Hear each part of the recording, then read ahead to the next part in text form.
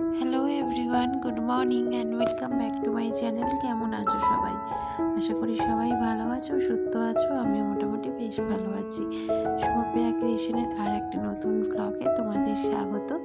যে যেখান থেকে ভিডিও দেখো না কেন, তোমাদের সবসময় ওয়েলকাম আমার এই ছোট্ট ব্লগে। বন্ধুরা, পুরো ব্লগ জুড়ে থাকার অনুরোধ রইল। আই হোপ আজকের ব্লগটা তোমাদের ভালো লাগবে। এখন বাজে সকাল 7:30। আজকের ভিডিওটা এখন থেকে স্টার্ট করলাম। এখন প্রতিদিন রেগুলার আর ভিডিও আপলোড করতে পারছি না, কারণ বেলা এতটাই ছোট হয়ে গেছে যে ভিডিও শ্যুট করার সময়ই পাই না, জানো তো। তাই জন্য প্রতিদিন আর ভিডিও শ্যুট দেওয়া হয় না। তো যাই হোক, যা ভিডিও আপলোড করি সেটা তোমাদের জন্য যথেষ্ট, কারণ তোমাদেরও হয়তো বোরিং লাগে। তো যাই হোক, এখন দেখো বাসি ঘরটা ঝাড় দিয়ে নিচ্ছি। আর সত্যি কথা বলতে শীতকালের সকালে না কাজকর্ম করতে ভীষণ অলসতা লাগে, কারণ বিশেষ করে জলের কাজগুলো। আর শীতকালে জলের কাজ করা মানে কি বলবো, একটা বিশাল ব্যাপার আমার কাছে, কারণ যেহেতু আমাদের ট্যাঙ্কির জল খুবই ঠান্ডা, তাই জলের কাজগুলো করতে না খুব কষ্ট লাগে। তো অনেকে টাইম কলের জলে কাজ করে, আর শীতকালে টাইম কলের জল কিন্তু ভীষণ গরম হয়। আর যেমন পাতকুয়ার জলও গরম হয়, আর তেমনই টাইম কলের জলও গরম হয়। কিন্তু আমাদের যেহেতু ট্যাঙ্কি সাবমার্সেলের জল, তো ট্যাঙ্কিতে জমে থাকে, আর সেই জলে কাজ করতে কিন্তু ভীষণ ঠান্ডা লাগে, জানো তো। তো যাই হোক, এখন শীত বলতে কি বলতো, সেভাবে তো শীত পড়ে না। আগে যেরকম ছোটোবেলায় দেখতাম যে শীতে একদম জুবুথুবু হয়ে থাকতাম সকালের দিকে, সেই শীতটা পড়ে না। কিন্তু তাও বাঙালি তো একটু ঠান্ডা পড়লেই যেন অলসতা সৃষ্টি হয়। কি বলতো, এটা বেশি কিছু না, শরীরকে আরাম দিয়ে দিয়ে এই পরিস্থিতি হয়ে যায়। তো যাই হোক, সঙ্গে থাকো, আজকের ব্লগটা হয়তো তোমাদের ভালো লাগবে।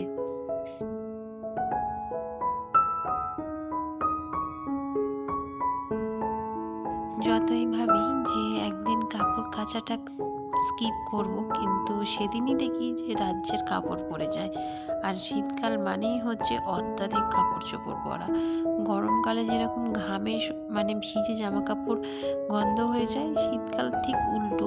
শীতকালে তো বিভিন্ন রকম লোশন টোশন মাখা হয়, অয়েল মাখা হয়, তো তাতে না জামা কাপড় আরও বেশি নোংরা হয়, তেল চিটে ভাব চলে আসে। তাই অনেক অনেক জামা কাপড় আমাকে কাচতে হয়, বিশেষ করে শীতকালে।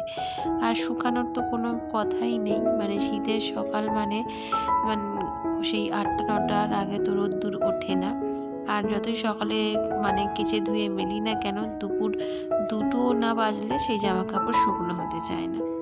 তো যাই হোক, এইদিকে দেখো কাপড়গুলো ভিজিয়ে আমি মুখ ধুয়ে নিচ্ছি, কারণ সকাল সকাল ওইদিকেও ও আর ছেলে দুজনেই ঘুম থেকে উঠে গেছে। আর ছেলেকে না 2টো বিস্কুট দিয়ে বসিয়ে দিয়েছি, কারণ ওর সামনে পরীক্ষা, ওকে খাইয়ে দাইয়ে পড়তে বসিয়ে দেবো। কারণ সোমবার থেকে যেহেতু পরীক্ষা, মাথায় ওর থেকে বেশি হেডেক যেন আমার রয়েছে। তো যাই হোক, আজকের ও স্কুল যাবে, তো তাই জন্য দেখো ড্রেস পরিয়ে দিচ্ছি। আর আজকের ওর এই ড্রেসটা রয়েছে রেড কালার টি শার্ট আর ব্লু কালারের প্যান্ট, যেহেতু ওর আজকের যোগা ক্লাস রয়েছে। আর যেদিন যেদিন পিটি যোগা এগুলো থাকে, সেদিনকে এই ড্রেসটাই ওকে স্কুলে পরে যেতে হয়। বেশ ভালো লাগে, মাঝে মধ্যে একটু চেঞ্জ তো করাই যায়, দেখতে, বিশেষ করে কি বলতো, দেখতে ভালো লাগে। অনেক স্কুলে দেখি একই রকম ড্রেস, কিন্তু ও যে স্কুলে পড়ে সেই স্কুলের ড্রেস প্রত্যেক সপ্তাহে চেঞ্জ হয়। একই রকম ধরো 2-3 রকমের ড্রেস দিয়ে দেয়। ধরো যেদিনকে যোগা ক্লাস থাকে সেদিনকের একটা ড্রেস, এমনি আদার্স যেদিনকে ক্লাস থাকে সেদিনকের অন্য ড্রেস, পিটি যেদিনকে থাকে সেদিনকে অন্য ড্রেস।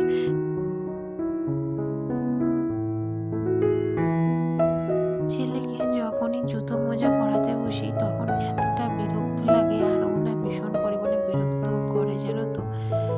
এই টাইমটায় ও একদমই স্কুল যেতে চায় না, কারণ শীতের সকাল তো, তাই জন্য ওর ঘুম থেকে উঠতে অনেকটা লেট হয়ে যায়, আর ঘুম থেকে উঠেই পড়তে বসে যায়।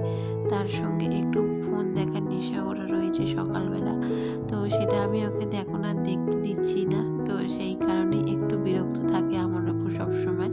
কী করবো বলো, সামনে তো পরীক্ষার কটা দিন সকালবেলা না পড়তে বসলেই নয়।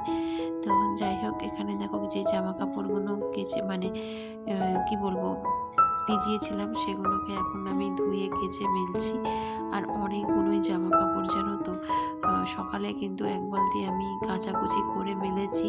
আর এই যে বিছানার চাদরগুলো দেখছো, এগুলো আমি নেক্সট টাইম আবার ভিজিয়েছিলাম, যেগুলো আমি তোমাদের ভিডিওর মাধ্যমে শেয়ার করতে পারিনি। তো সেগুলোই কাচি। আর বিছানার চাদর শীতকালে এত নোংরা হয়, এত নোংরা হয় যে লাস্টে আমাকে গরম জলে ভিজিয়ে রাখতে হয়েছে, তারপরেই কিন্তু ধুচ্ছি। নাহলে এমনি যদি ঠান্ডা সার্ফের জলে ভিজাতাম তাহলে কোনো মতেই এত পরিষ্কার হতো না। তো এটা আমার ধারণা, সেটা অনেকের ক্ষেত্রে নাও হতে পারে। আসলে আমি কি বলতো, বেশি না থুবু দিয়ে কাচতে পারি না, আমার খুব কষ্ট হয়। তো সেই কারণেই আমি এরমভাবে গরম জল করে ভিজিয়েই কাপড় কাচি, যাতে খুব তাড়াতাড়ি কাপড়ের নোংরাগুলো ঝেড়ে যায়। আর এদিকে দেখো চলে এসেছি রান্না করতে, রান্নাটাও তো বাকি আছে। তো এখানে ও মাছ এনেছে, তো সেই মাছটাই দেখো এখন ভাজছি। আর মাছ ভাজতে না ভীষণ কিন্তু ভয় লাগে আমার, কারণ মাছের যে তেল ছিটকায় সেটাই হচ্ছে আমার বিশেষ করে বেশি ভয়। কারণ তেল ছিটকালে না চোখে মুখে এসে পড়ে, আর সেখানটায় এমন কালো একটা স্পট পড়ে যায় যে দেখতে কিন্তু ভীষণ বিচ্ছিরি লাগে। আর সেই দাগটা যেতে যেতে প্রায় 1-2 মাস আমার লেগেই যায়। তো সেই কারণেই বিশেষ করে আমার মাছ ভাজতে ভীষণ ভয় লাগে। তো যাই হোক, এখানে আজকে এনেছে রুই মাছ, আলু আর পেঁয়াজ এইসব দিয়ে একটু ঝোল টোল একটু কারি মতো ঝোল বানাবো। তো চলো সঙ্গে থাকো, আশা করি আজকের ব্লগটা তোমাদের ভালো লাগবে।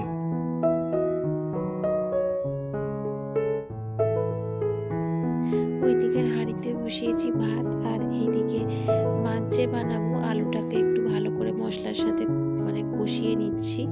আর আজকের না মাছে কোনো রকম সবজি দেবো না, আমি বেশিরভাগই মাছে একটু ঝিঙে টিঙে দিয়ে রান্না করতে ভালোবাসি। আর আজকের আমি ভাবলাম কি না, যে আজকের আমি আলু দিয়েই মাছের ঝোলটা বানাবো। তো যাই হোক, এখানে স্নান টান সেরে চলে এসেছি ঠাকুর ঘরে।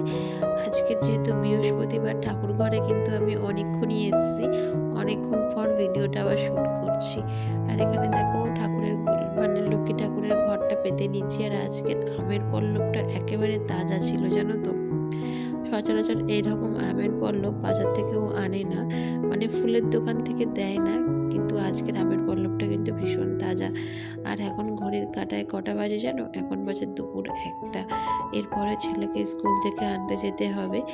তো যাই হোক, অনেক বেলা হয়ে যায়। ঠাকুরের পুজো এখন আবার করতে করতে যতই ভাবি যে সকাল সকাল ঠাকুরের পুজো করব, কিন্তু সেটা আমার এই শীতকালটায় হয়তো আর হয়ে উঠবে না।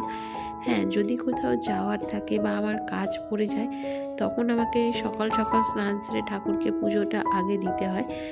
কিন্তু আজকে এই কদিন যেহেতু আমার এখন আপাতত কাজ নেই, তাই জন্য এই সমস্ত কাজ করতে আমার ঘরের কাজ করে ঠাকুরকে পুজো দিতে বেশ অনেকটাই লেট হয়ে যায়। তো যাই হোক, আজকে যেহেতু বৃহস্পতিবার, দেখো ও বাজার থেকে লাড্ডু এনেছে। অনেক দিন পর ঠাকুরকে একটু লাড্ডু দিয়ে পুজো দিচ্ছি, না হলে তো নকুলদানা, বাতাসা, কলা এই সমস্ত দিয়েই ঠাকুরকে পুজো দেওয়া হয়। কিন্তু ও যেহেতু বৃহস্পতিবার বলেই আজকের আমি ওকে দিয়ে একটু লাড্ডু আনিয়েছি।